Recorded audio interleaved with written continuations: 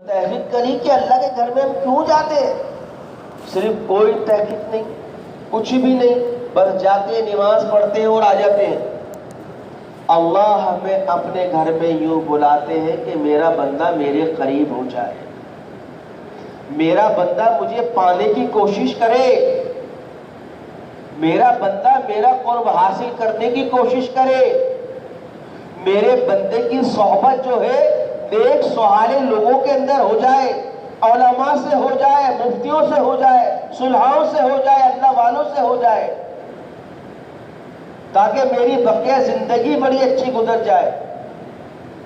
میرے بھائی و دوست، یہ مسجد اللہ کا گھر اس لیے تو ہے کہ اللہ 5 وقت ہمیں یوں بلا رہا ہے، اور آپ یہ دیکھیے کہ اس 5 وقت کے اندر بھی، ان 5 وقت کے اندر بھی حضرت موسیٰ نبی نے صلاۃ والسلام کو پتا تھا کہ اللہ کے محبوب کی امت یہ 5 نمازیں بھی مکمل نہیں پڑھ سکتی، اس لیے کہا تھا کہ آپ ایک دفعہ اور جائیے، کہا کہ اب اللہ کے دربار میں نہیں جاؤں گا، شرم آتی۔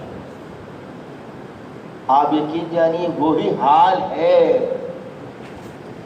جب تک رمضان ایسا لگتا ہے کہ میرے رب نے ہمیں رمضان کے لیے، ہم نے اپنے مقصد کی حدیثیں سنی، اپنے مقصد کے ترجمے سنے، اور سننے کے بعد بس یہی ہے کہ رمضان کا چاند نظر آئے تو سر پہ ٹوپی پہن لو اور تسبیح ہاتھ میں گھمانا شروع کر دو، جیسے ہی رمضان کا چاند نظر آئے ادھر شیاطین آزاد ہوا، ادھر جہنم کے دروازے کھل گئے، اب بس ہم نے بھی آزاد ہونا۔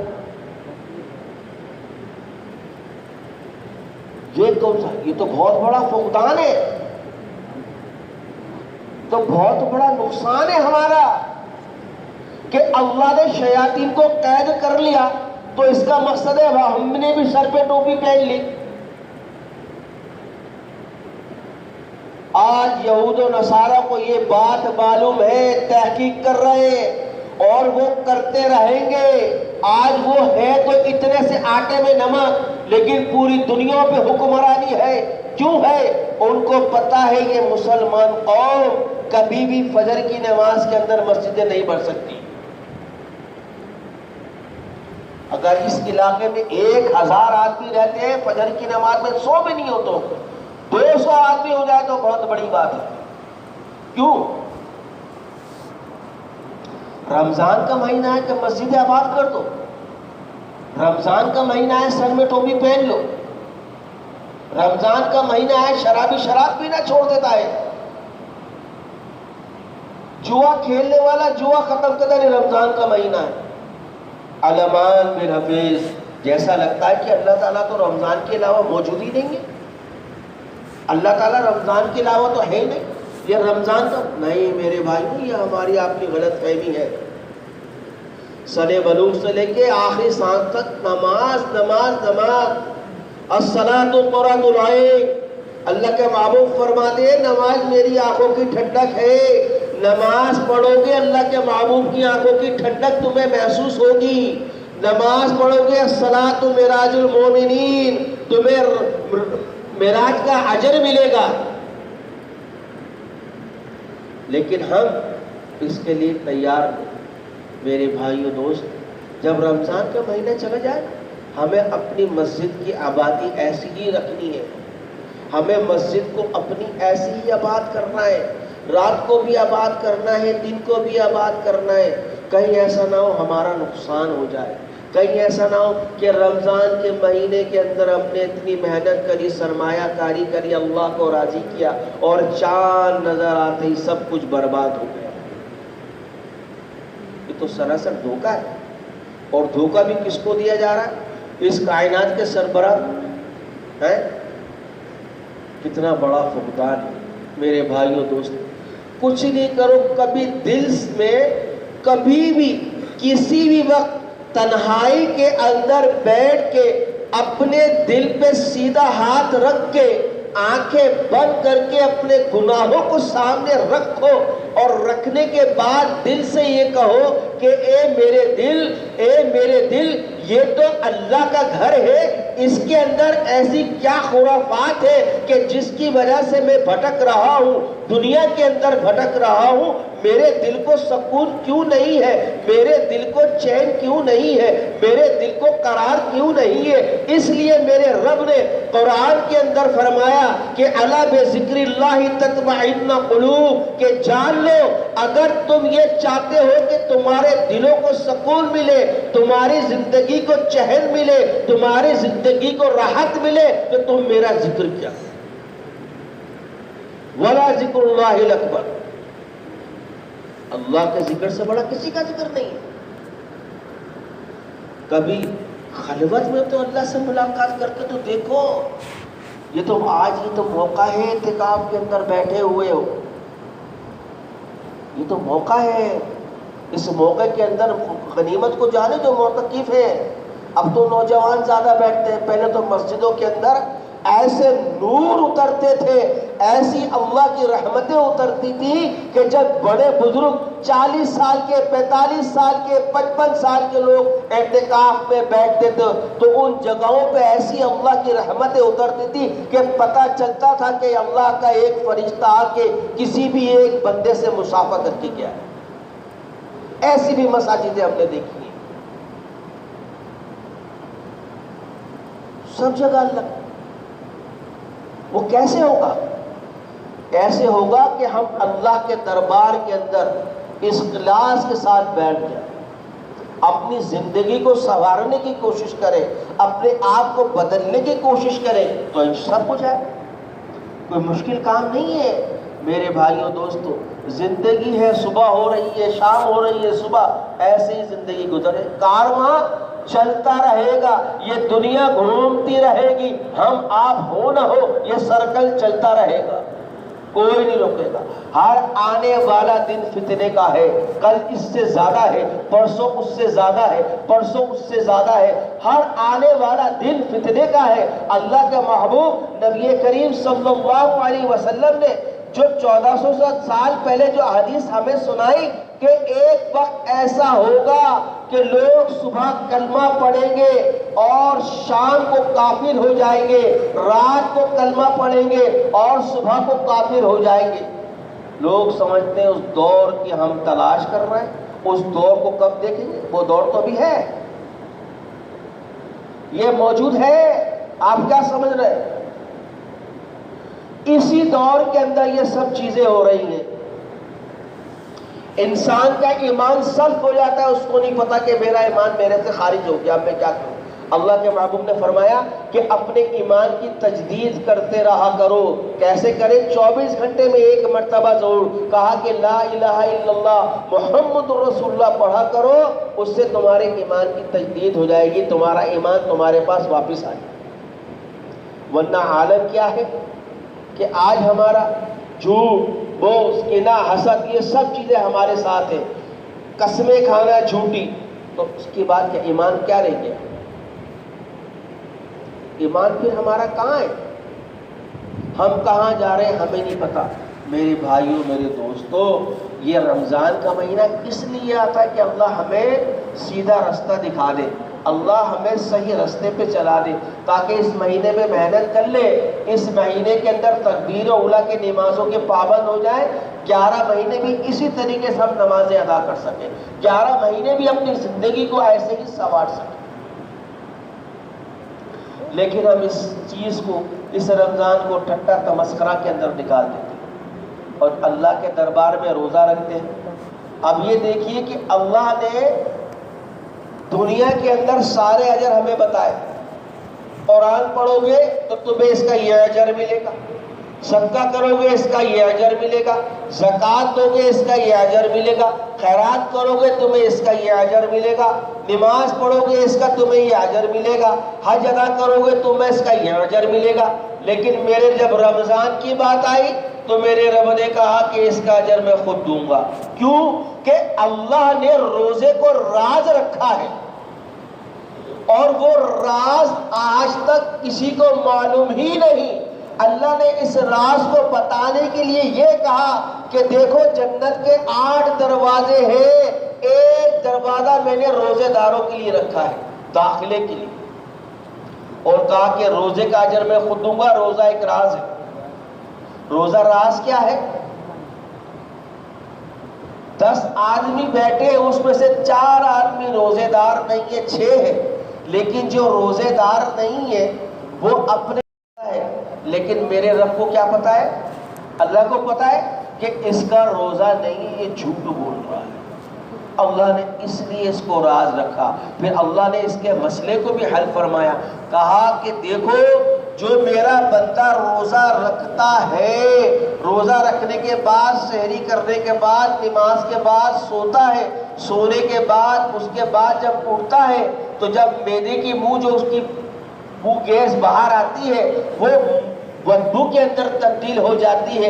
جب بندہ بندے سے بات کرتا ہے تو دور ہٹ کے بات کرتا ہے، ہاتھ رکھ کے بات کرتا ہے، رومال رکھ کے بات کرتا ہے، کہیں ایسا نہ ہو کہ میرے منہ کی بو سامنے والے کو متاثر کر دے، سامنے والا کہتا ہے کہ اس کی منہ کی بو سے میرے دل کی کیفیت خراب ہو رہی ہے۔ میرا رب کہتا ہے کہ تم دنیا میں اتنی سی بو برداشت نہیں کر سکتے، یہ روزے دار کی بو تو میرے لیے بوش عنبر اس سے کہیں زیادہ افضل ہے، کہیں زیادہ افضل ہے۔ یہ دنیا کے موش عنبر کچھ نہیں ہے، جنت کی بھی کچھ نہیں ہے۔ جو اللہ نے فرمایا کہ روزے دار کی منہ کی بو، جو اس کی بو نکلتی ہے وہ موش عنبر اس سے کہیں زیادہ افضل ہے، اور روزے دار اس بو کی وجہ سے ہی پہچانے جائیں گے۔ تو میرے بھائی، یہ اللہ نے روزے کو راز رکھا۔ اب روزہ کیا ہے؟ ایک شخص روزہ رکھتا ہے، روزہ رکھنے کے بعد گالم گلوچ بھی کرتا ہے، فحش گفتگو بھی کرتا ہے، جھوٹ بولتا ہے، غیبت کرتا ہے، کینہ کرتا ہے، لیکن نماز بھی پڑھ رہا ہے، قرآن کی تلاوت بھی کر رہا ہے، تراویح بھی پڑھ رہا ہے، سارے عمل ہے۔ جب وہ روزہ اللہ کے دربار میں پہنچتا ہے، اللہ کے فرشتے اس کی ساری کارگزاری سناتے ہیں، دن کی میرے رب اس نے یہ کام کرے، فحش گفتگو بھی کری، اس نے گالم گلوچ بھی کری، اس نے جھوٹ بھی بولا، اس نے غیبت بھی کری، اس نے دل کے اندر کینہ بھی رکھا، اس نے بے ایمانی بھی کری، اس نے ناپ تول میں کمی بھی کری، لیکن اس کے سارے عمل تو ایسے ہیں، نماز یہ پڑھ رہا ہے، قرآن کی تلاوت یہ کر رہا ہے، تراویح یہ پڑھ رہا ہے، رات کو تہجد میں کھڑے ہو کے تیرے دربار میں بھی جھکا ہوا ہے۔ میرا رب کہتا ہے کہ میری نظر میں اس کا روزہ ایسا ہے جس نے صبح سے شام تک فاقہ کیا ہے۔ کیا کیا ہے؟ بولے کیا کیا ہے؟ کیوں کیا فاقہ؟ نماز وہ پڑھ رہا ہے، قرآن پڑھ رہا ہے، لیکن زبان کی وجہ سے اس کا روزہ فاقے کے اندر تبدیل ہو گیا۔ اور ایک شخص روزہ رکھ رہا ہے، نہ فحش گفتگو ہے، نہ گالب ہے، نہ گلوچ ہے، کوئی عمل نہیں ہے، تو اس کا روزہ میرے رب کے دربار میں ایسا ہے کہ میں جب چاہوں اس کو جنت کے ایک دروازہ ایسا اس میں سے اس کو گزار دوں، اللہ اس کا محل بنا دے گا۔ یقین جانیے کہ یہ 1445 ہجری ہے نا، اس سال کی جنت کو 1444 میں سجا دیا گیا تھا۔ پورے روزانہ جنت سجا دی جاتی ہے، اتنی خوبصورت جنت، جنت کے دروغہ بغلے بجاتے ہیں، خوب خوب وہاں پہ اعلان ہوتا ہے، حوریں اعلان کرتی ہے، اے اللہ کوئی دنیا میں سے بندہ بھیج دے جس سے ہم نکاح کر لے، اے اللہ کوئی ہمارا دنیا کے اندر شوہر بنا دے۔ ارے بھائی شوہر کون بنے گا؟ شوہر تو وہی بن سکتا ہے جو اس رمضان کے اندر رمضان کا حق ادا کرتا ہے۔ جنت کی حور وہ ایک ذرا سا تھوک دے، دنیا کے سارے کڑوے سے کڑوے سمندر کے پانی میں، پوری دنیا کا پانی ہلکا سا اس کا تھوک چلا جائے، وہ اتنا میٹھا ہو جائے گا کڑوا پانی کہ آپ سوچ بھی نہیں سکتے۔ وہ حور کیا کہہ رہی ہے کہ اللہ ہمارے دنیا میں سے شوہر پیدا کر دیں، ہم ان سے نکاح کرنا چاہتے ہیں۔ تو میرے بھائیو دوست، یہ رمضان کا مہینہ ہے، جتنی اللہ کے دربار کے اندر توبہ کر سکتے ہو، اللہ کے دربار کے اندر دعائیں مانگ سکتے، لمبی لمبی دعائیں مانگو، لمبے لمبے قیام کرو، سجدے کرو، رکوع کرو، اللہ سنے گا۔ اللہ پہ یقین کامل ہونا چاہیے، ہمارا یقین ہونا چاہیے نا بھائی، یقین ہوگا تو سب ہو جائے گا۔ اگر ہمارے دل کے اندر یہ بات ہے، رٹا لگ گیا، اللہ یہ بھی دے دے، یہ بھی دے دے، یہ بھی دے دے، اور پھر ہاتھ پھیرا چلے گا، پھر کہتے ہیں کہ ہم تو دعائیں مانگ مانگ کے تھک گئے، اللہ ہماری سنتا نہیں، ہمارا یقین کامل کمزور ہے، کمزور ہے۔ میرے بھائیوں ہم کمزور ہیں، لاغر ہیں، لیکن اللہ کے بندے ہیں۔ یہ مان لو اللہ بڑا غفور و رحیم ہے، وہ ہمیں بلا رہا ہے لیکن ہم اس کے قریب نہیں جا رہے، وہ ہم سے محبت کرنے کو تیار ہے لیکن ہم اس کے پاس جا نہیں رہے، تو بلا رہا ہے کہ میرے بندے میرے پاس آ جاؤ۔ تو میرے بھائیوں کہنے کا مقصد یہی ہے کہ اللہ کو راضی کرنا ہے، اپنی مسجدوں کو ایسے ہی آباد کرنا ہے۔ یہ معتکف حضرات مسجد میں بیٹھے یہ پوری امت کے لیے دعائیں کریں، دیکھیں کیسے پوری دنیا کے مسئلے حل ہو جاتے ہیں۔ آج فلسطین کے اندر دیکھو کیا ہے، ان کے پاس سحری نہیں، ان کے پاس افطاری نہیں، ان کے پاس تن کے کپڑے نہیں، ان کے پاس مکان نہیں ہے، ان کے پاس معالج کے لیے ڈاکٹر موجود نہیں ہے۔ ہمارے پاس دنیا کی ہر نعمت ہے، ہمارے مغرب میں دسترخوان کے اوپر، ہم کتنے خوش نصیب ہیں، ان کے پاس کچھ نہیں، ہمارے پاس ان کے پاس دینے کے لیے کچھ نہیں ہے۔ دعا تو کر سکتے ہیں، مسلمان کو چاہیے ہر دعا کے اندر ان کے لیے ہاتھ اٹھا کے دعا کرے، ہر مسلمان کے اوپر فرض بنتا ہے ان کے لیے دعا کرے۔ کہیں ایسا نہ ہو قیامت کے اندر وہ مسلمان غزہ کے فلسطین کے ہم سے سوال کر بیٹھے کہ تم بھی مسلمان تھے ہم بھی مسلمان تھے، تم نے ہمارے لیے کیا کیا؟ تو ہم کیا جواب دیں گے؟ ہمارے پاس جواب دینے کو کچھ ہے؟ کچھ نہیں ہے۔ اگر ہم دعا کریں گے تو انشاءاللہ تعالیٰ اس سے اللہ ان کی مدد فرمائے گا، ان کے لیے آسانی کے معاملہ پیدا ہو جائیں گے۔ اب تو الحمدللہ ان کے لیے تعاون بھی ہو رہا ہے، ماشاءاللہ کافی محنت ہو رہی ہے۔ تو میرے بھائیوں کہنے کا مقصد یہی ہے کہ اپنے دل کو صاف رکھو، اپنے دل کو کینہ اپنے دل سے ختم کر دو، اپنے دل کے اندر بغض ختم کر دو، غیبت ختم کر دو، روزے بچ جائیں گے، خدا کے واسطے جھوٹ مت بولو۔ ایک دفعہ جھوٹ بولنے سے 60 کلومیٹر فرشتہ دور چلے جاتا ہے۔ ایک جھوٹ بولا فرشتہ ہمارے جو قریب تھا حیدرآباد چلا گیا، اگر دن میں 20 جھوٹ بول دی تو وہ امریکہ چلا جائے گا، تو پھر ہمارے پاس بچے گا کیا بچے گا ہمارے پاس؟ کچھ تو سوچو، روزے کی حالت کو، روزے کو تو صحیح کرو۔ اس روزے کے اندر کوشش یہ کرو کہ غیبت نہ ہو، روزے کے اندر فحش گفتگو نہ ہو، گالاں گلوچ نہ ہو روزے کے اندر۔ میرے بھائیو دوست باقی یہی بات کہنے کی ہے، جو اعتکاف والے بیٹھے وہ اپنے اعتکاف کا خیال کرے، مسجد کی حدود کو دیکھے۔ ہم نے تو ایک دفعہ دیکھا کہ وہ معتکف ہے، وہ موبائل پہ بات کرتے کرتے وہ مسجد سے باہر چلا گیا، الامان بلفظ۔ اس کو نوجوان بچہ، اس کو پتہ ہی نہیں میں کر کیا رہا ہوں، اس نے گفتگو ایسی موبائل کی کہ وہ مسجد سے باہر۔ بعد میں خیال ہے اس کو بتایا تیرا تو اعتکاف ہی ٹوٹ گیا۔ موبائل جو اعتکاف میں بیٹھے موبائل کو بند کر دو۔ جب اللہ رب العزت سے دوستی کرنی ہو، جب اللہ رب العزت سے تعلق کو جوڑنا ہو تو ہمیں دنیا سے تعلق کو ختم کرنا پڑے۔ جب دنیا کے تعلق کو ختم کرے جب کہیں جا کے ہمارا اللہ سے تعلق ہوگا۔ موبائلیں بند کر کے رکھتے ہیں، ضرورت پڑے کوئی سامان ہے میسج کر دو، چھوڑ دو۔ میرے بھائیو دوست اعتکاف بھی بچاؤ، روزہ بھی بچاؤ، اپنے آپ کو گناہوں سے بھی بچاؤ، تو انشاءاللہ جب ہماری کامیابی ہے۔ ٹھیک ہے انشاءاللہ سب کریں گے نا بھائی؟